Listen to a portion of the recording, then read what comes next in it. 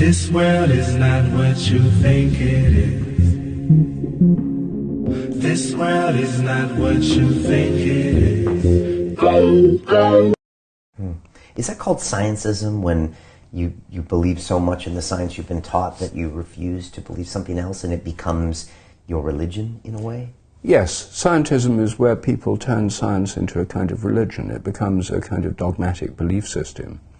The irony is that a lot of people think that religion is dogmatic and science is free thinking.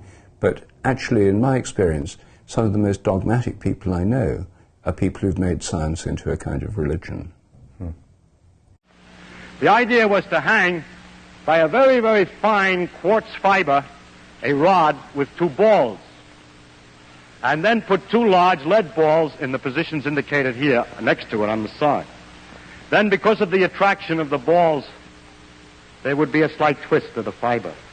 It had to be done so delicately because the gravitational force between ordinary things is very, very tiny indeed. And there it was.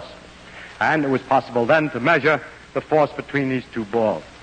Cavendish called his experiment weighing the Earth. We're pedantic and careful. Today, we wouldn't let our students say that. We would have to say they're measuring the mass of the Earth. You know? But the reason he said that is the following. By a direct experiment, he was able to measure the force and the two masses and the distance, and thus determine the gravitational constant. You say, yes, but we have the same situation on the Earth. We know what the pull is, and we know what the mass of the object pulled is, and we know how far away we are, but we don't know either the mass of the Earth or the constant, but only the combination. So by measuring the constant and knowing the facts about the pull of the Earth, the mass of the Earth could be determined. So indirectly, this experiment was the first determination of how heavy or how massive is the ball on which we stand. It's a kind of an amazing achievement to find that out, and I think that's why Cavendish named his experiment that way instead of determining the constant in the gravitational equation. Weighing the Earth. He incidentally was weighing the sun and everything else at the same time, because the pull of the sun is known in the same manner. Things like the gravitational constant, the speed of light, are called the fundamental constants. Are they really constant? Well, when I got interested in this question, I tried to find out. They're given in physics handbooks. Handbooks of physics list the existing fundamental constants, tell you their value. But I wanted to see if they'd changed, so I got the old volumes of physical handbooks. I went to the Patent Office Library here in London, and they're the only place I could find that kept the old volumes. Normally people throw them away when the new values come out. They throw away the old ones. When I did this, I found that the speed of light dropped between 1928 and 1945 by about 20 kilometers per second. It's a huge drop because they're given with errors of only fractions of decimal points of error. And yet, all over the world, it dropped, and they were all getting values very similar to each other with tiny errors. And then in 1945, it went up, 48, it went up again. And then people started getting very similar values again. I was very intrigued by this, and I couldn't make sense of it. So I went to see the head of metrology at the National Physical Laboratory in Teddington. Metrology is the science in which people measure constants. And I asked him about this. I said, what do you make of this drop in the speed of light between 1928 and 1945? And he said, oh dear, he said, you've uncovered the most embarrassing episode in the history of our science. So I said, well, could the speed of light have actually dropped? And that would have amazing implications if so. He said, no, of course it couldn't have actually dropped. It's a constant. So, well then how do you explain the fact everyone was finding it going much slower during that period? Is it because they were fudging their results to get what they thought other people should be getting, and the whole thing was just produced in the minds of physicists? We don't like to use the word fudge. I said, well, what do you prefer? He said, well, we prefer to call it intellectual phase locking.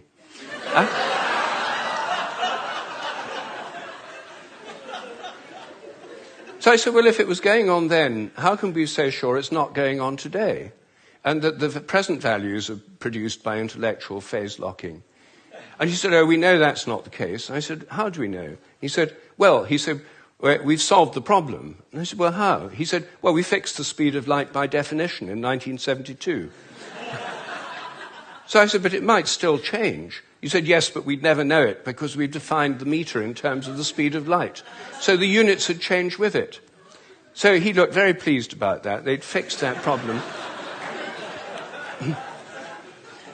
But I said, well, then what about big G, the gravitational constant known in the trade as big G? It's written with a capital G, Newton's universal gravitational constant. That's varied by more than 1.3% in recent years. And it seems to vary from place to place and from time to time. And he said, oh, well, those are just errors. And unfortunately, there are quite big errors with big G. So I said, well, what if it's really changing? I mean, perhaps it is really changing. And then I looked at how they do it. What happens is they measure it in different labs. They get different values on different days. And then they average them. And then other labs around the world do the same. And they come out usually with a rather different average. And then the International Committee on Metrology meets every 10 years or so and average the ones from labs around the world to come up with the value of big G. But what if G were actually fluctuating?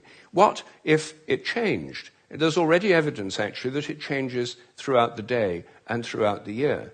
What if the Earth, as it moves through the galactic environment, went through patches of dark matter or other environmental factors that could alter it?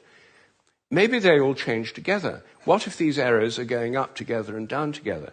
For more than 10 years, I've been trying to persuade metrologists to look at the raw data.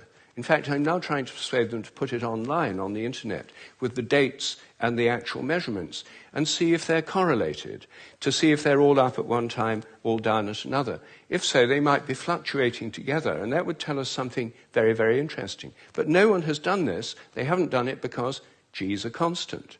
There's no point looking for changes. You see, here's a very simple example of where a dogmatic assumption actually inhibits inquiry. I myself think that the constants may vary quite considerably, within narrow limits, but they may all be varying. And I think the day will come when scientific journals like Nature have a weekly report on the constants, like stock market reports in newspapers. You know, this week, big G was slightly up, the charge on the electron was down, the speed of light held steady, and so on. That's one area, just one area where I think thinking less dogmatically could open things up. In 1797, Henry Cavendish, the British scientist, Freemason, and wealthy grandson of the Duke of Devonshire, created an experiment which he claimed successfully proved the existence of gravity, measured its constant, and provided accurate figures for the exact masses of the Earth, Sun, Moon, and planets. How did Cavendish achieve this quantum leap for heliocentric pseudoscience? He fixed 2 large lead balls on opposite ends of a torsion balance and hung them from the roof of his shed.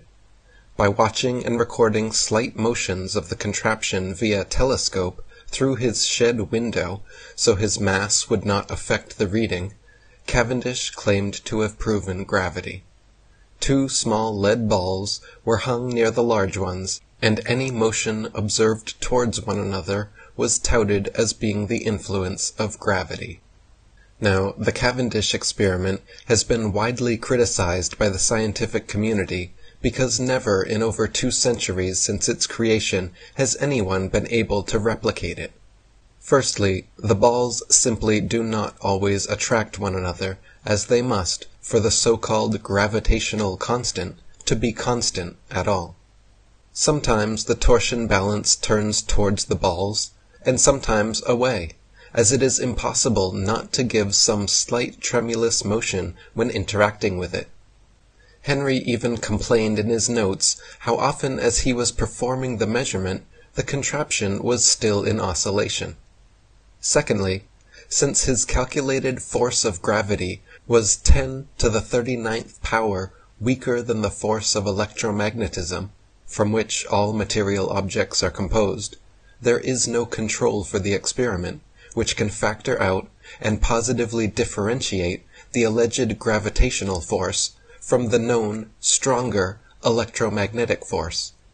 In other words, the balls could simply be attracting each other through static electricity, a known force existing in all things, billions of times stronger than gravity, and impossible to control for the experiment.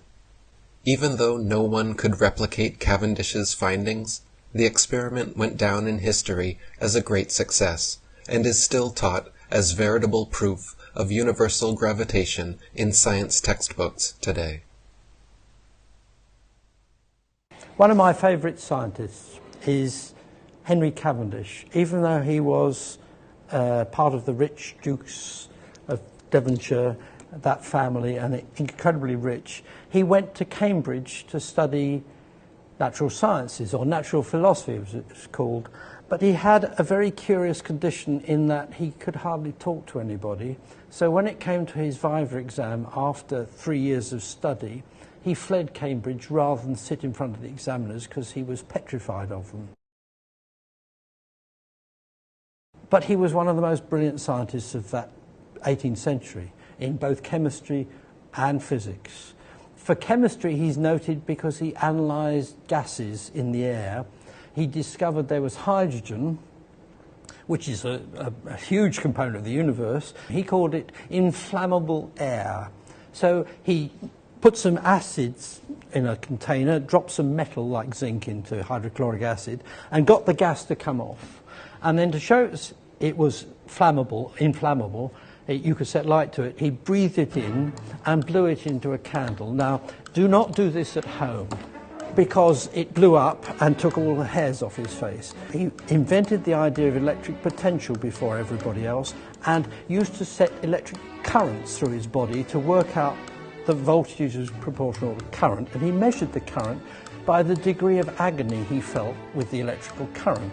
This is not the normal sort of person. He couldn't talk to most people. He couldn't talk to women at all. His housekeeper would get a recipe for something or other, and he'd say, no, lamb tonight, leg of lamb, and leave a note for her. He wouldn't say it, he would write it. He would dine in the evening with his friends, and he would talk to them, but if he didn't know somebody, and you wanted to ask him a question, apparently you had to go to the Royal Society, and he would be in the room, and you'd address the room this question about physics, and you postulate, and if he felt in the mood, he would reply to the room. He was a very strange man, and yet he's absolutely wonderful. He invented hydrogen. People went up in hydrogen balloons and could see the world through that perspective. He did most of the experiments quietly on his own, keeping his notebooks, and it was only after his death and a persuasive campaign by Clerk Maxwell, the famous Maxwell of Maxwell's equations from Cambridge University, that he actually got the notebooks from the estate of the Dukes of Devonshire and discovered after the event that Cavendish had discovered the unit of capacitance, discovered dielectric constants, he discovered Dalton's law of partial pressures, he discovered or written about Coulomb's law, all before these guys had done it, and just left it unpublished in his notebooks. Towards the end of his life, he did a crucial experiment, which is represented by these lead balls. He lived in Clapham Common, which is nowadays a very poor part of London, but there it was quite fashionable. And he built his own place. His library he built somewhere else because he didn't want anybody borrowing his books from his house. Otherwise, he would have to ask the book back, and he didn't want to talk to them. So his library was 4 miles away. At the back of it, he had a big garden shed, which might seem like the size of my house. And in it, he had 2 lead balls, like this, suspended from the ceiling. Only this is not to scale. This is, lead balls. Now, the real problem is that he wanted to measure the attraction between 2 objects due to gravity. In other words, there's a gravitational attraction between you and me, or between me and this lead ball. So he had to be a long way away to look at the experiment, otherwise he'd interfere with it. So he had an aperture, a place where he could look through, and he put a telescope out there, and he stood outside in all weathers, and he was in his 60s doing this, staring through the window to take his measurements over a year. There's another set of lead balls inside there. This experiment really is very difficult to get to work, and a technician has sawed it apart because he got so frustrated. And then right in the middle there's a bit of glass, there's a mirror which should be suspended from a torsion wire. So you'd set it up like this in his shed, and you put it like that, and this lead ball would attract that lead ball, and this lead ball would attract this one, and so it would be pushed a little bit this way and twist the wire, and that would be pushed a little bit that way, and the wire would twist, and as the wire twists, the mirror, which is dangling in there, would twist a little bit, and light which comes in would be reflected off at a slightly different angle, and all he had to do was measure the angle. He then had to move it the other way round. He didn't move this bit, he moved the lead balls round so that you had an equal and opposite effect on the other side. So instead of you have that configuration, he had this is a very complicated technical thing for the time. 18th century we're talking about, and he put that way round, and then it was pushed the other way, and you could then see the displacement. Moreover, you could measure the period of oscillation of this, and from that get all the properties of the wire, the torsional constant. And that enabled him to measure big G, the gravitational constant, to an accuracy of 1%. And nobody improved on that for 100 years. He didn't describe it as that. He described it as though he was weighing the Earth. He was calculating the mass of the Earth, so that when you're attracted to the Earth through gravity, it's the product of the mass of the Earth, this big gravitational constant, divided by r squared, the radius of the Earth squared, which we normally know as acceleration due to gravity. And that quantity is essentially big G, and he measured it. And nobody could do a clever experiment. So he's a father of physics, experimental physics, some of the ideas of theoretical physics, and a lot of... Bueno. En los naranjos. Bueno, yo me entiendo, Jesús, me mandó el cocinero por la noche a las 2 de la noche. Pero te conviene que te entienda alguien más porque para eso cobras. Ah, bueno, que está arriba. La sa del agua de la playa. Abajo, los espectadores. Espectadores, la sa que te echa a la playa. Eso es. No es lo de Semana Santa que los naranjos. Y Risita, coge las 20 paelleras, las amarra y las entierra en el agua. Y acuérdate, a donde las echa, que mañana tienes que ir a por ellas. Y cuando salgo, era el lado de la noche, había bajado la marea. La dejé amarrar, tal como me lo dijo, las tiré, le puse un palo, dice, llego a la cocina, eran las 2:30 de la noche. Risita, ¿qué la has hecho? Allí ya está, jefe. Ya, pues acuéstate, que mañana a las 8 te llamo para que vaya a recoger las paelleras. Y me acuesto en ya para abrir el restaurante que era el arroz. Y me llama el cocinero. Risita, ¿qué? Ve por la paellera. Venga, que las 2 de la tarde ya están aquí. Miren, bañador, en las chanclas. Todo despeinado porque no me dio tiempo nada ponerme las chanclas y el bañador. Voy a la playa, había subido la marea. Jesús.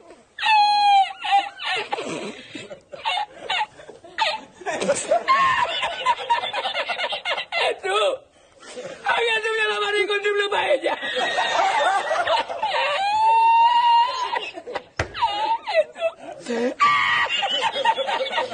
Y la encontré porque estaba la paellera agarrada metida entre las piedras de Chipiona, del faro.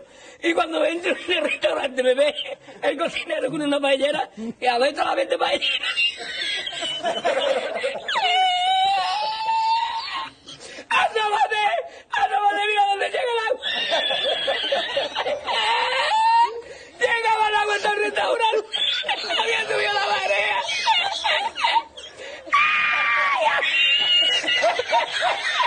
Jesús, hay que hacer para ahora con los 2 sacos de arroz. ¡Ay, llama para Sevilla! ¡Llama a Sevilla que traigo paella!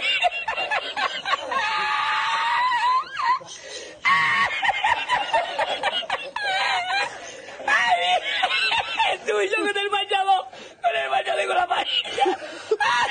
¡El cocinero! No vea, para Sevilla. Me Y al último, que cuando ya salió la bien de regla, estamos llorando los dos. Me cobró el tío la... Me cobró a 500 metros. Y ya no fui más.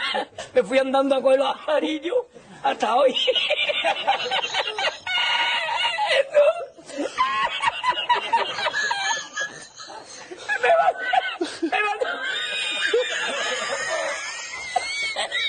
Me mandó por la noche, había bajado más el agua y para la mañana había subido. Cualquiera estaba donde está la paellera, ¿sabes? A lo mejor está en el barco ese del petróleo. En el Prestige. En el Prestige ese.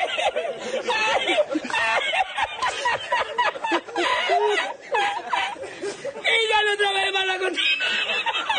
Ya aborrecí la cocina. Ay, ay, ay.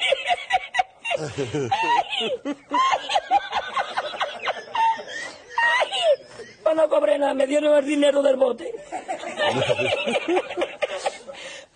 ¿Había mucho dinero en el bote? Lo que me echaban y el dinero de lo que gané, me cobraron 20 paelleras. A 500 calas, pues viste lo que me llevé yo para Sevilla. Ay, ya aborrecí la playa.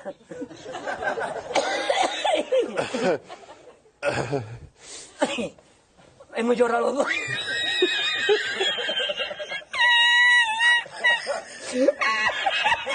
Ya está, tú, no es para tanto, yo.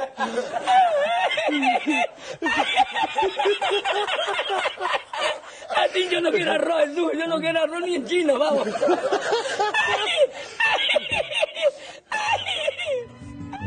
Is that called scientism, when you believe so much in the science you've been taught that you refuse to believe something else and it becomes your religion in a way?